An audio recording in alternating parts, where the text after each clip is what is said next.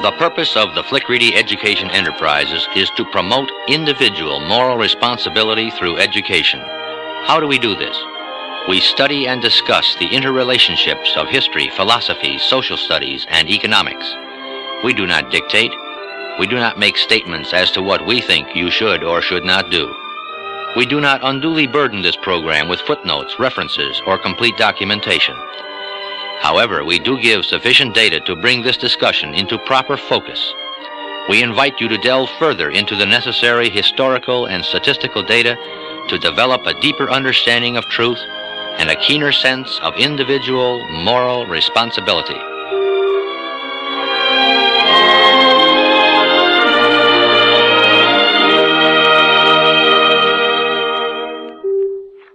We have indicated earlier that our founding fathers wove the philosophy of freedom into the fabric of our government and economy, giving rise to what is called the American way of life. The genius of the founding fathers is that first, they recognized man for what he is, human, fallible. Second, they recognized government for what it is, a useful servant, but a fearful master. They knew that throughout history, government had always sought to increase its power over men. If we are to understand and appreciate the form of government given to us by our founding fathers, we must recapture their thoughts and ideas as they were at the time of the creation of our unique form of government. We must somehow recreate their deliberations and discussions. Above all, we must know what our country started out with in order to properly evaluate other ideas, in order to evaluate any possible changes in our basic form of government.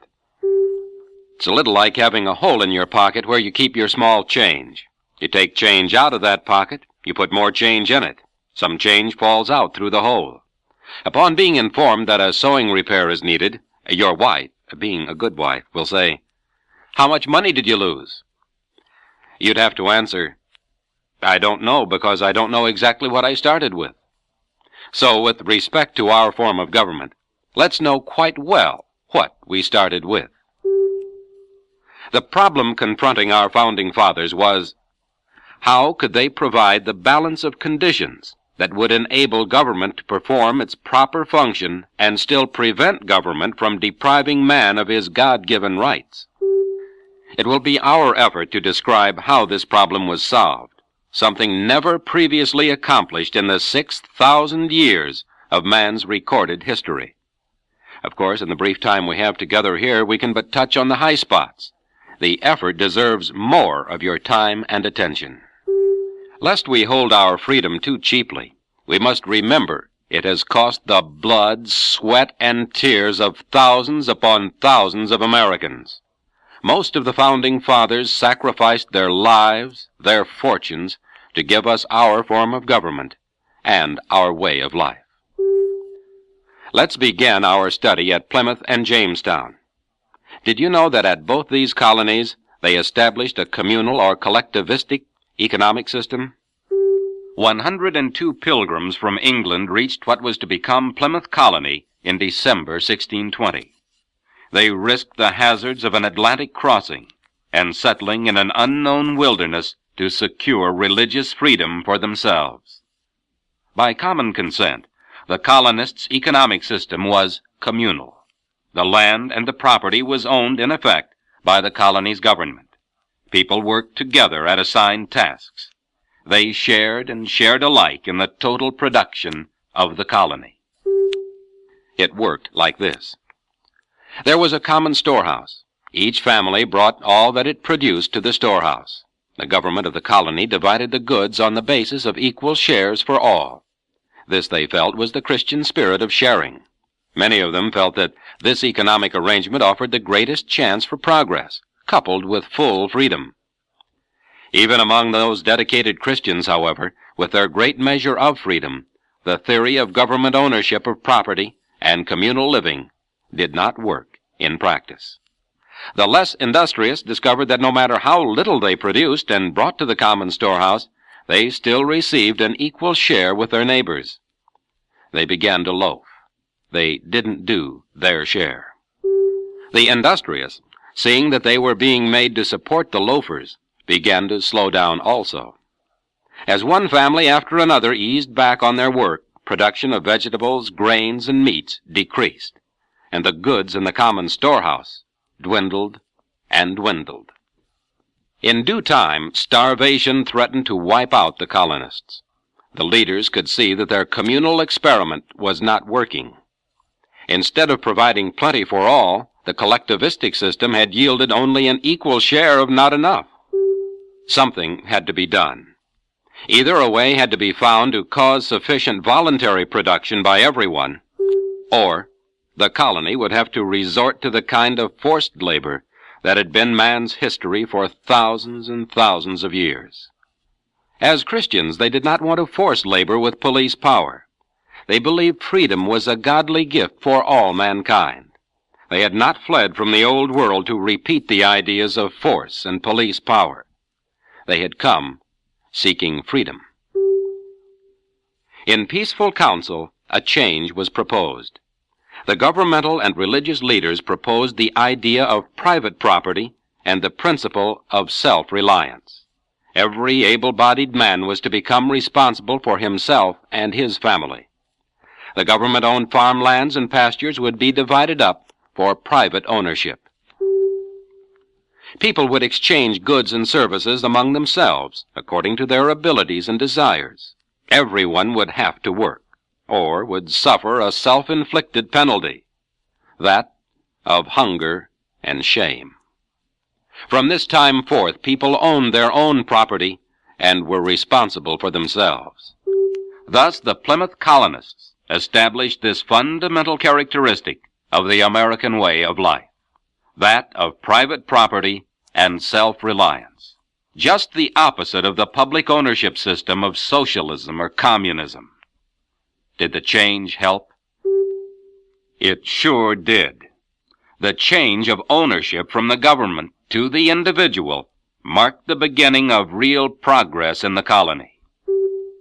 William Bradford, governor of Plymouth Colony, wrote in his diary, "When the system of private ownership was established and self-reliance became the rule, the housewife came out of her kitchen and the children gave up some of their playtime to work in the fields, so the family could produce more and have more and live better." No wonder they were willing to work harder. The fruit of their labor was their own. Who can deny the power of that incentive, which is based on the right to own property and to control the rewards of one's own labor? That which happened at Plymouth had also happened at Jamestown 12 years earlier. Many people can remember the romantic story of Captain John Smith and the Indian princess Pocahontas, who saved his life from the anger of an Indian chief. Fewer people know or remember the historic fact that a communal economic system was established at Jamestown. Yes, with a common storehouse and equal shares for all. It failed miserably, just as it did at Plymouth. At Jamestown, they proceeded just as surely toward starvation. Additional resupply from England delayed starvation a few times, but that did not cure the cause. Finally, as at Plymouth, they established the idea of private property and individual responsibility, instead of government property and dependence on the common storehouse. From that point on, the colony was on the road to success. Here is what Captain John Smith wrote in his diary after starvation had been averted by the change to private ownership and individual self-reliance.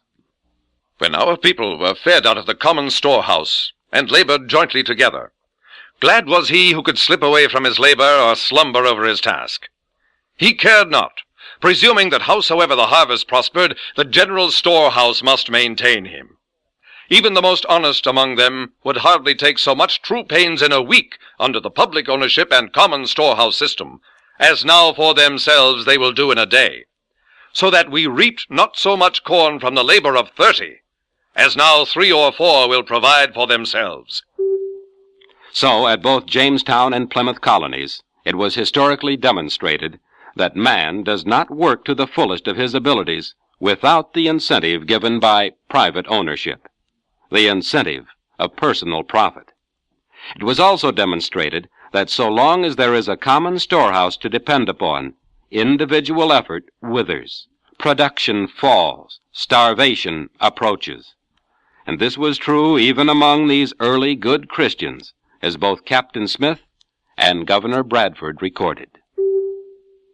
And so we see that private ownership, not public or governmental ownership, self-reliance instead of reliance on a common storehouse, are part of the precious heritage of our American way of life, handed down to us by these early colonists at Jamestown and Plymouth.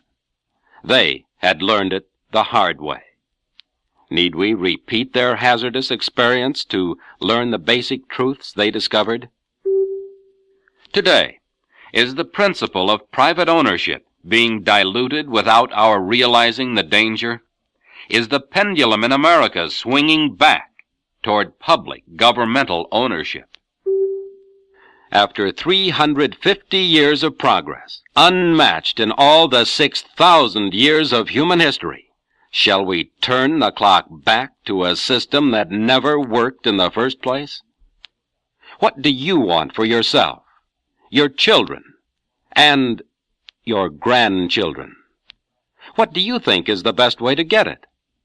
That's what we've got to think about, and we'd better do some straight thinking with all the facts that we can get our hands on. Let's continue the story of the colonists and their growth toward a nation of individual freedom. The colonists, by tremendously hard work, clawed out a living, then began to prosper over the period of about 160 years.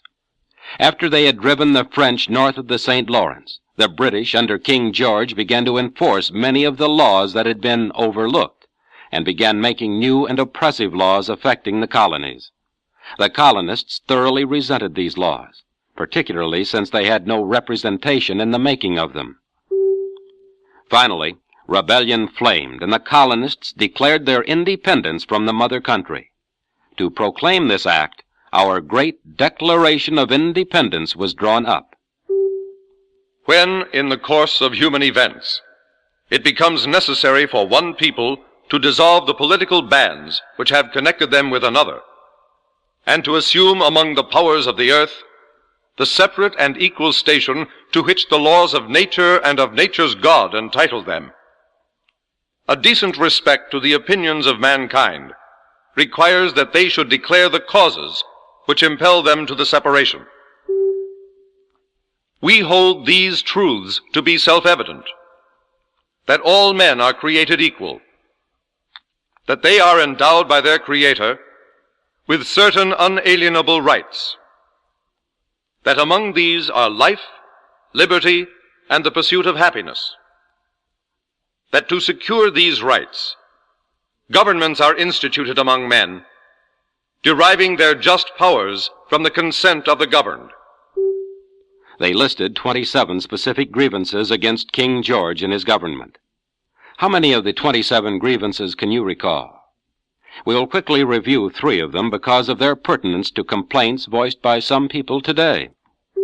Grievance number 10 states, He has erected a multitude of new offices, and sent hither swarms of officers to harass our people, and eat out their substance. Doesn't that sound like the age-old complaint about a costly, top-heavy bureaucracy? The 13th grievance says, He has combined with others to subject us to a jurisdiction foreign to our Constitution, and unacknowledged by our laws, giving his assent to their acts of pretended legislation. Where do you hear a complaint worded somewhat like that today? And finally, grievance number 22 says, For suspending our own legislatures and declaring themselves invested with power to legislate for us in all cases whatsoever. Does this come close to complaints from state governments against our central government? Do you recall the stirring words with which these writers concluded the Declaration of Independence? and for the support of the Declaration, with a firm reliance on the protection of divine providence, we mutually pledge to each other our lives, our fortunes, and our sacred honor. Time does not permit a recital of the extent to which so many of these signers did, in fact, lose their lives and fortunes. A small book titled, "They Signed for Us," tells the stories of the 56 signers in a factual and interesting manner. The War of Independence followed. It was not an easy war, to say the least. As usual, many people were lukewarm about fighting, sacrificing, and taking a forthright stand on the basis of principle. I guess in every generation there are some people who are ready to make a deal, to take the less strenuous course of action. We will not recount the trials, tribulations, and battles of the War of Independence. Suffice to say, the war was won against tremendous odds. The colonies became independent of England. The United States of America became one of the sovereign nations of the earth.